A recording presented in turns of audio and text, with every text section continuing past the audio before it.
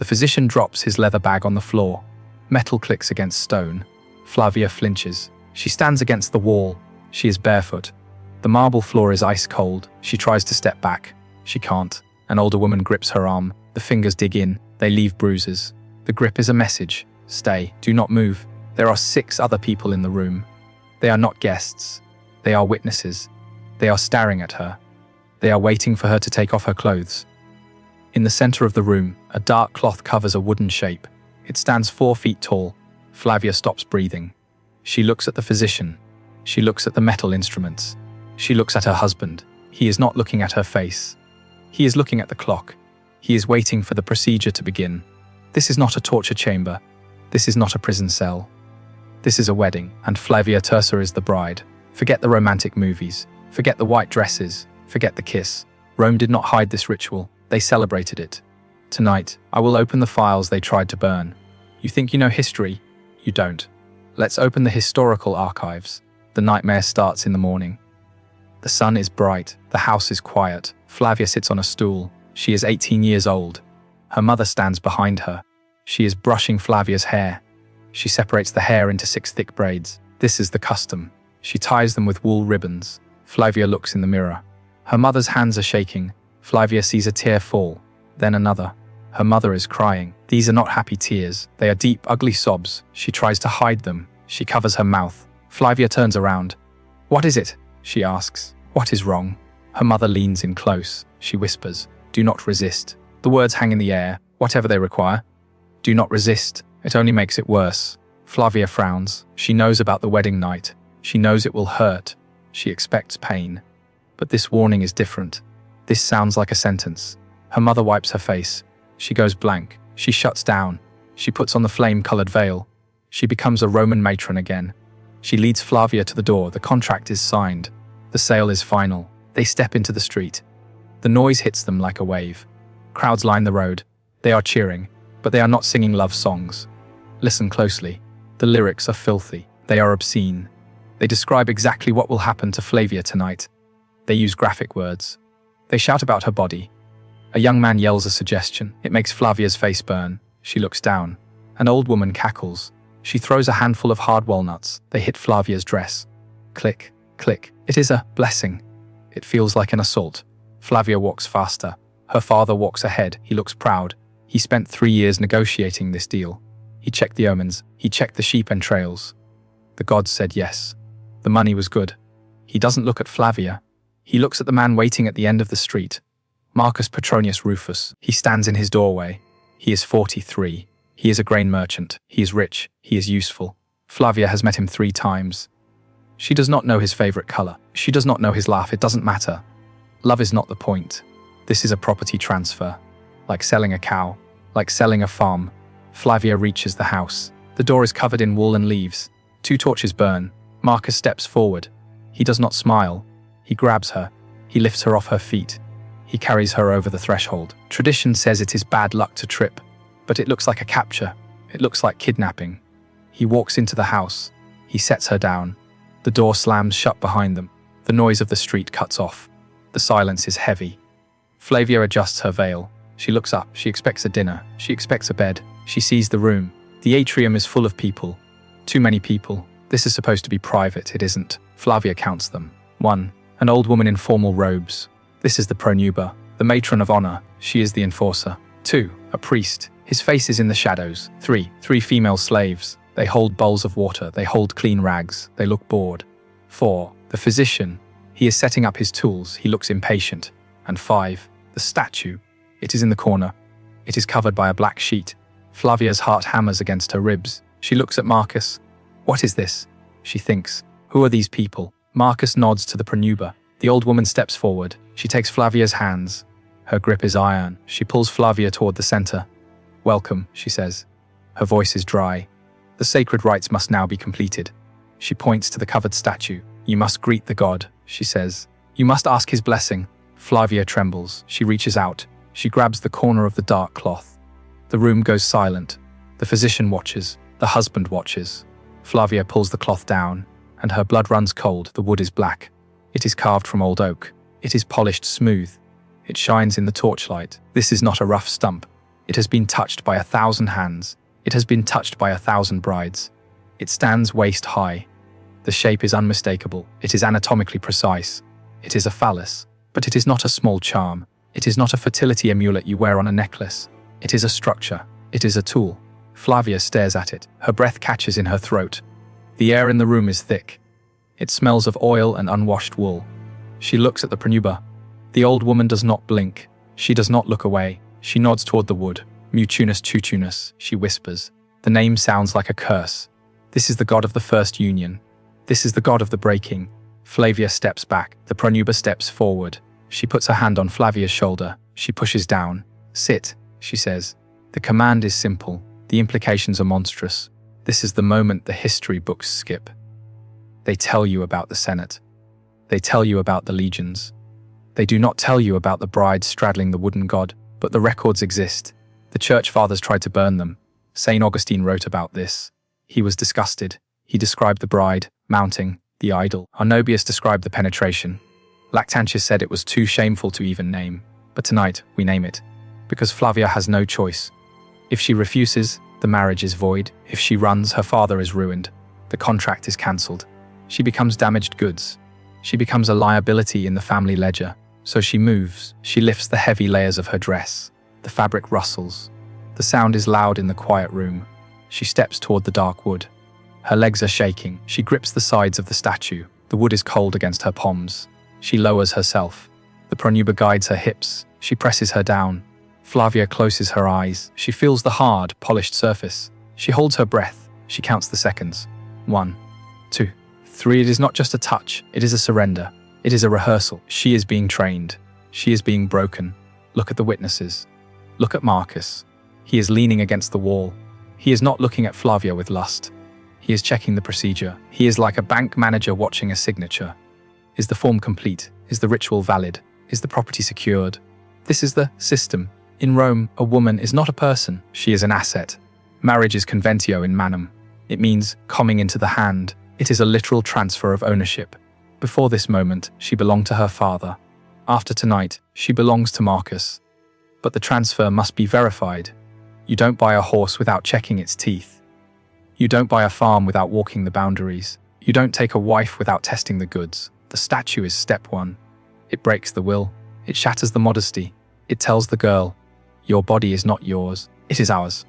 Flavia stands up. She pulls her dress down. Her face is pale. She feels dirty. She feels hollow. The pronuba nods. It is done, she says. She signals the slaves. They step forward with the basins. The water is scented with lavender. They wash Flavia's hands. They wash her legs. The steam rises. It looks like a purification. It looks like mercy. It isn't. They are not cleaning her for comfort. They are cleaning her for the physician. The physician picks up his bag. He steps into the light. He is an older man. His hands are calloused. He does not look Flavia in the eye. He looks at her hips. He looks at her stomach. He opens the bag. The metal instruments glint. Speculums. Probes. Measuring tools. This is not a medical checkup. This is an audit. Flavia backs away. She hits the wall. No, she whispers. The pronuba is there instantly. She grips Flavia's chin. She forces her to look up. It is the law, she says. The contract requires verification. We must know you are intact. We must know you are the vessel we paid for. Flavia looks at her mother. Her mother is still staring at the floor. Her mother went through this too. Her grandmother went through this. Every woman in the room has been inspected like cattle. Flavia stops fighting. She goes limp. The slaves lift her onto the table. The wood presses into her spine. The physician steps between her legs. The husband watches. The priest watches. The pronuba takes notes. The pen scratches against the scroll. The sound is sharper than a knife. Scratch, scratch, scratch. The physician touches her. He is cold. He is efficient. He is checking the seal on the package. He nods to the husband. Intact, he says. The merchandise is as promised. He wipes his hands on a rag. He puts the tools back in the bag. The audit is complete. The first page of the ledger is signed. But the night is not over. The statue was the rehearsal. The exam was the paperwork. Now comes the sale. The bedroom door is open. The bed is waiting. And the witnesses are not lit. The hallway is long. The shadows stretch across the floor. Flavia walks toward the bedroom. She does not walk like a bride. She walks like a prisoner walking to the gallows. The pronuba is right behind her. The slaves are lining the walls. They do not look away. They are part of the audience. Flavia reaches the door. She steps inside. She turns to close it. She wants 1 second of privacy. She wants 1 second to hide. The pronuba pushes it open. "Leave it," she says. The door stays open. The witnesses must hear. The witnesses must see. Flavia freezes. She looks at the bed. It is positioned perfectly. It is angled toward the doorway. It is not a bed for sleeping. It is a stage. The oil lamps are bright. They cast harsh light on the pillows. There are no shadows to hide in. The pronuba takes her post. She stands right at the threshold. She folds her hands. She waits. Marcus enters the room. He looks small. He looks pale. He glances at the pronuba. He looks embarrassed. This surprises Flavia. She thought he would be a monster. She thought he would be a beast. But he is just a man following a script. He is terrified of doing it wrong. He is terrified of the law. If he fails to consummate, the deal breaks. If he fails to perform, he loses the dowry. He approaches the bed. He does not kiss her. He does not whisper her name. He looks at the pronuba for the signal. The old woman nods. The bride is prepared. She announces. Her voice echoes in the quiet house. The gods have blessed this union. Let the marriage be consummated according to the law. It sounds like a court order. It sounds like a sentencing. Flavia lies back. The ceiling is high. She stares at the plaster. She tries to leave her body. She tries to float away. But she can't. Because the audience is watching, the act begins. It is clumsy. It is cold. It is mechanical. There is no passion. There is only procedure. Marcus moves like a machine. He is checking a box. The pronuba watches everything. She does not look away. She steps closer. She gives instructions. Move here, she says. Do it this way, she commands. She is directing a scene. She is ensuring the legal requirements are met. Every movement is calculated. Every sound is recorded. Flavia bites her lip. She tastes blood. She does not scream. She remembers her mother's warning. Do not resist. If she resists, they restart. If she fights, they bring the slaves in. So she lies still. She lets them erase her. She listens to the breathing. She listens to the rustling of the sheets. She hears footsteps in the hallway. The slaves are listening outside.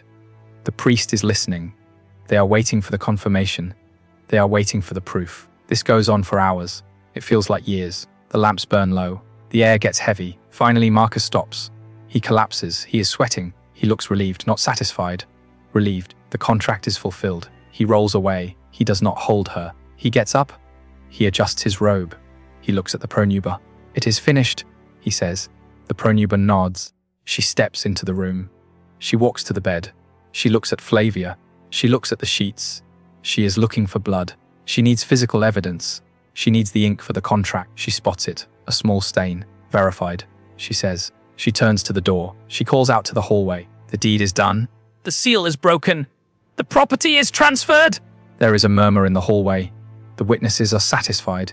The legal team is happy. Flavia pulls the sheet up. She covers her face. She is crying now. Silent tears. Hot tears. She is Flavia Tersa no more. That girl died in this room. That girl was erased on this bed. Now she is just a wife. She is just a file in the archive of Marcus Petronius Rufus. She is owned. And the scariest part. The door is still open. Dawn breaks over the 7 hills. The light is grey. The house is silent. Flavia is still in the bed. She is awake. She has been awake all night. The door opens. She flinches. It is not her husband. It is the physician. He is back. He is not done. The ledger requires one last entry. He walks to the bed. He does not say, "Good morning." He does not ask, "Are you okay?" He pulls back the sheet. He performs the final examination. This is the proof of consummation. He checks the damage. He checks the blood. He nods. Verified. He marks on his scroll. The transition is complete. The virgin is dead. The wife is born. The pronuba enters. She signs the document. She testifies that she watched the whole thing. She testifies that the property transfer followed the code. The legal transformation is finished. Flavia Tersa is now legally Marcus's possession. The file is closed. The archive is sealed. Flavia gets up. She washes the blood off her legs. She puts on the stola of a matron. She walks out of the room. She lives for another 40 years. She manages the household. She balances the accounts. She bears 4 children, 2 sons, 2 daughters. She raises them. She teaches them to honor the gods. She teaches them to obey the law. But here is the chilling part. She never speaks about that night. Not once. She does not tell her friends. She does not tell her sisters. When her own daughters turn 18, she braids their hair. She puts the veil on their heads. She hears them ask about the wedding night, and she stays silent. Why? Because what is there to say? This isn't a trauma to them. This is gravity, this is oxygen, this is just how it is. The silence wasn't a conspiracy, it was the water they swam in. For 1,000 years, millions of women walked into that room. Millions of women sat on the wooden god. Millions of women were audited by physicians, and then they went to breakfast. They normalized the horror. They buried it deep inside the domestic routine. Flavia dies in the year 131 CE. She is buried. Her name is carved on a stone, and the truth of her wedding night is buried with her. She takes the secret to the grave. But the story doesn't end with Flavia's death. It ends with a fire. Fast forward 200 years. The empire is falling, a new power is rising, the cross replaces the eagle. Christianity conquers Rome. The new priests look at the old customs. They look at the statues of Mutunus Tutunus. They look at the phallic gods. They are horrified. They call it obscene. They call it demonic. They launch a campaign of total erasure. They do not want to save the women. They want to sanitize the history. They march into the homes. They smash the wooden statues. They burn the idols. They go into the libraries. They find the scrolls describing the rituals. They throw them into the fire. They find the wall paintings, the frescoes showing the bride and the god. They whitewash them. They paint over the truth with images of saints and angels. They rewrite the role of the pronuba. She stops being a witness to sex. She becomes a matron of honor. She becomes a nice old lady who gives advice. They sterilize the past. They bleach the blood out of the history books. Within a few generations, nobody remembers. The ritual is forgotten. The wooden god is dust. The physician's checklist is ash. The comfortable myth takes over. We start believing in the romance of Rome. We start believing in the saffron veils and the walnuts. We forget the audit. We forget the verification. So why does this matter today? Why am I telling you this? Look at our world. Look at our laws. We say Rome is our ancestor. We say Western civilization is built on Roman law. We build our courthouses with Roman pillars. We use Latin words in our contracts. We are proud of this heritage, but you need to look at the foundation. The foundation is cracked. The foundation is built on Flavia's silence. It is built on a system where a woman was property to be verified. Civilization and brutality are not opposites. They are roommates. Rome built aqueducts. Rome wrote philosophy, and Rome forced brides to straddle wooden idols while their fathers watched. Both things are true. But we only kept the statues of the philosophers. We threw away the statues of the victims. We sanitized our own origin story. The wedding night rituals are gone. The wooden phallus is gone. But the women were real. Flavia Tersa was real. She breathed. She bled. She was erased. History tried to delete her file. The Romans treated her like a receipt. The Christians treated her memory like a stain, but fragments survive. A line in a dusty scroll, a complaint from a disgusted priest, a broken piece of wood in a museum basement. We pieced it together. We pulled her file out of the fire. Her name was Flavia. She was 18. She was terrified. And for 2,000 years, she has been waiting in the dark, waiting for someone to acknowledge what happened, waiting for someone to witness her. Now you know. You are the witness. Her name was erased, and now you are the only one who carries it. The archive is closed.